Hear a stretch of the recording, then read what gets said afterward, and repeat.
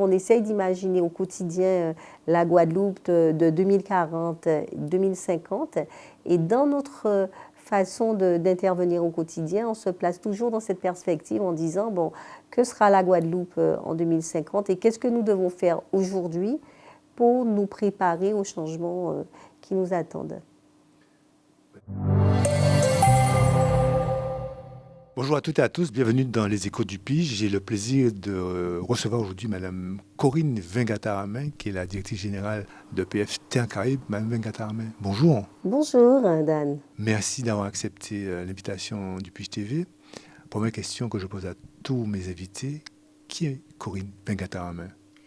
Corinne Vingataramé, c'est une mère de famille, voilà, qui travaille depuis un certain nombre d'années maintenant dans les métiers de l'aménagement du territoire. Et à ce titre-là, j'ai occupé différents postes jusqu'à celui que j'occupe aujourd'hui, celui de directrice générale de Terre Caraïbes, et que j'occupe avec beaucoup de passion et beaucoup d'intérêt. Alors, racontez-nous l'histoire de EPF, comment ça a commencé? En fait, l'histoire de l'EPF date de l'approbation du SAR par la région Guadeloupe en 2011. Suite à l'adoption du SAR, il s'est agi de créer un outil de maîtrise du foncier. À l'époque, c'est vrai que les établissements publics fonciers locaux n'étaient pas très connus. Le président de région de l'époque a pris l'initiative d'enclencher les modalités de création d'un établissement public foncier. Voilà, j'ai été préfiguratrice puisque je travaillais à la région en tant que directrice de l'aménagement du territoire, préfiguratrice de l'outil. On est passé dans toutes les communes pour pouvoir expliquer ce qu'était un EPF et faire valider les communes sur des statuts et sur un périmètre. Et on a créé l'établissement en mai 2013, en sachant qu'en mai 2013, on n'avait pas toutes les communes. On avait 17 communes qui étaient adhérentes et ensuite on a eu la totalité, une couverture totale de la Guadeloupe. Quelles sont les missions précises de l'EPF? Alors la mission principale des établissements publics fonciers, qu'ils soient établissements publics fonciers d'État ou établissements publics fonciers locaux, c'est vraiment une mission d'acquisition de foncier destinée à la mise en œuvre des politiques publiques, alors que ce soit la politique publique de l'habitat, la politique publique des transports, les équipements publics, la politique sportive, culturelle. Donc notre mission principale, c'est vraiment la maîtrise du foncier. Et ensuite, on fait ce qu'on appelle le portage, c'est-à-dire qu'on garde le foncier dans notre patrimoine, les biens dans notre patrimoine pendant un certain nombre d'années. On fait des travaux de proto-aménagement lorsque c'est nécessaire, donc démolition, déconstruction, désamiantage. Et ensuite, on revend, dès que la commune est prête à réaliser son projet, on lui revend son bien au même prix. Donc on apporte à la commune vraiment toute cette ingénierie foncière qui lui est nécessaire pour pouvoir maîtriser le foncier. Et on sait à quel point sur nos territoires la maîtrise du foncier est compliquée du fait du phénomène de l'indivision. Donc nous, avant même de lancer les négociations avec les propriétaires, souvent il nous faut retrouver tous les héritiers, les ayants droit et souvent le titre de propriété. Et on doit même, dans certains cas, passer à la reconstitution des titres de propriété. Donc c'est vraiment une expertise pointue, que les communes n'ont pas forcément en interne. Et je dirais qu'on est le gros service foncier de toutes les collectivités de Guadeloupe. C'est difficile de mettre en place cette structure en Guadeloupe? Alors, mettre en place, pas vraiment, puisque, comme je le disais tout à l'heure, on a 17 communes qui, d'emblée, ont décidé que ça valait le coup de créer l'outil. Donc 17 communes pour un outil commun à la Guadeloupe, c'est pas, voilà, je pense que le score était quand même relativement honorable. Et ensuite, 2 ou 3 ans après, on a eu une couverture totale. Donc la mise en place, je dirais, administrative, n'a pas été particulièrement compliquée. Après, une fois que l'outil a été créé, l'idée c'était vraiment, je ne voulais pas qu'on crée une énième structure qui vivote. L'idée c'était vraiment de développer, mais le plus rapidement possible, l'établissement public et de montrer très rapidement ce qu'on était en capacité de faire et surtout ce que nous étions en capacité d'apporter comme service et comme ingénierie aux communes. Quelle différence qu'il y a entre la SAFER en Guadeloupe et l'EPF? Alors la SAFER en Guadeloupe, ce n'est pas un établissement public, c'est une société anonyme Son rôle et ses missions sont exclusivement portés sur le patrimoine agricole. Nous, on intervient effectivement également sur l'acquisition de terrains agricoles, mais ça reste quelque chose d'assez marginal dans notre activité. On est on acquiert essentiellement des terrains qui ont une vocation urbaine ou qui sont destinés à l'urbanisation future. Donc après quelques années que vous dirigez l'EPF, quel constat vous pouvez faire aujourd'hui sur le schéma d'aménagement du territoire de Guadeloupe? Le schéma d'aménagement régional, je trouve que lorsqu'il a été adopté en 2011, il avait vraiment tout son sens. Il l'a encore aujourd'hui, puisque certaines orientations fondamentales du schéma d'aménagement régional restent vraiment d'actualité encore aujourd'hui. Mais c'est vrai que ce sont des documents qui doivent évoluer en fonction de l'évolution des territoires. Et aujourd'hui, on est rentré dans une période d'évolution assez en accéléré, je dirais, à la fois du territoire guadeloupéen et de l'ensemble des territoires du monde, du fait du dérèglement climatique. Et là, il y a vraiment peut-être urgence à le réviser. Est-ce que vous pouvez nous donner des exemples d'aménagements que vous avez fait pour certaines communes? Nous avons réalisé l'ensemble des acquisitions pour permettre la réalisation de la déviation de la Boucan. Donc, on avait une trentaine d'hectares à acquérir, 172 parcelles. Nous avons réalisé quand même 92% des acquisitions par voie amiable. Donc, je pense que c'est une belle réussite. Nous avons acquis des terrains destinés à la réalisation de l'agroparc pour le compte de Cap Excellence. Nous avons acquis des terrains destinés à la création du campus universitaire de santé pour le compte de la région Guadeloupe. Et nous achetons également, pratiquement 70% de nos interventions sont destinées à la réalisation de programmes de logements sociaux.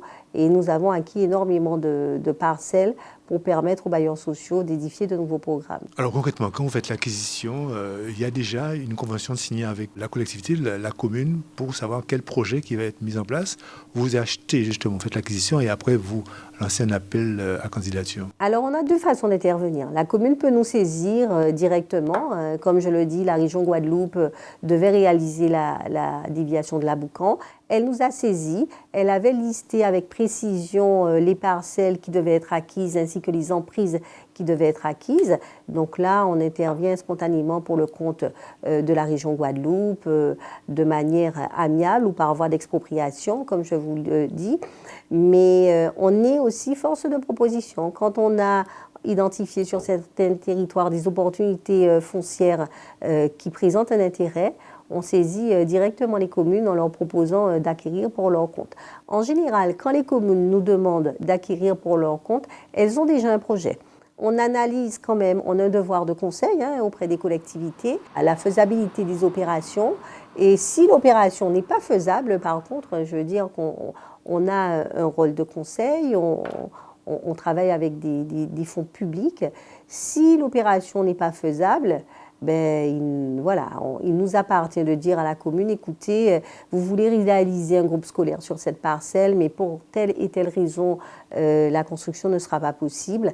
On peut faire une prospection pour pouvoir vous permettre d'identifier une autre opportunité foncière pour la réalisation de votre projet. La phase d'acquisition est compliquée à mettre en place et à réaliser au sein de l'EPF? Alors, en général, elle est assez longue. Il faut en moyenne 12 mois entre le moment où la commune nous saisit et le moment où je signe l'acte chez le notaire. Il faut 12 mois quand les choses se passent correctement. Voilà. Mais comme je le disais tout à l'heure, avant même d'entamer la négociation avec le propriétaire, il faut déjà retrouver les propriétaires. Parce que beaucoup de gens prétendent être propriétaires, mais si vous n'avez pas de titre de propriété, vous n'êtes pas propriétaire. D'accord? Ou alors, certains propriétaires vont oublier de nous mentionner qu'il y a d'autres héritiers. Donc, notre rôle, c'est vraiment de sécuriser complètement les procédures pour le compte des communes de manière à ce qu'elles n'aient pas de problème. Donc, dès lors qu'on rentre en procédure d'acquisition, la première mission consiste à retrouver le titre de propriété.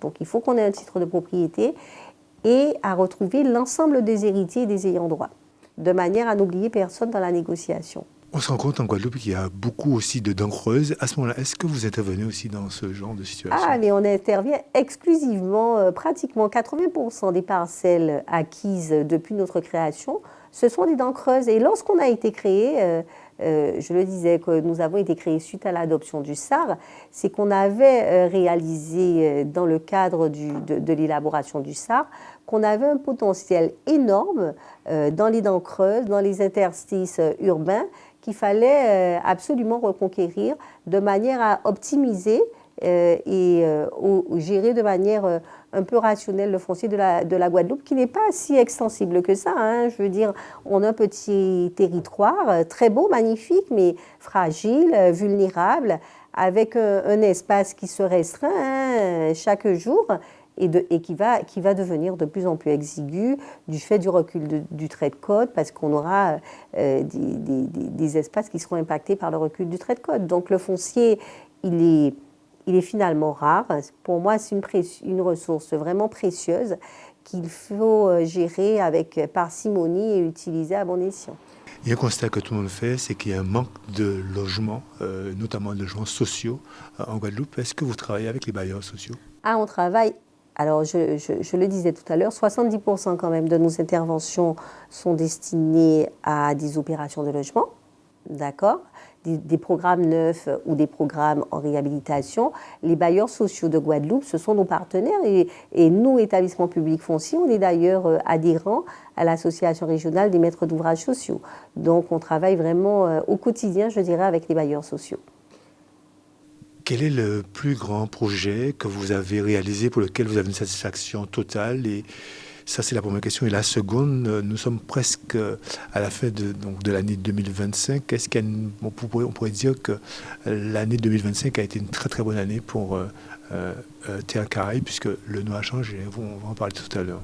Alors, je pense qu'on a réalisé de beaux projets. Vous savez, je trouve que permettre la création d'un petit programme de 8 logements en centre ancien pour permettre de sortir les familles de l'insalubrité, pour moi, c'est le plus beau projet qu'il soit. Fondamentalement, l'EPF a quand même été créé pour permettre d'améliorer la vie des gens.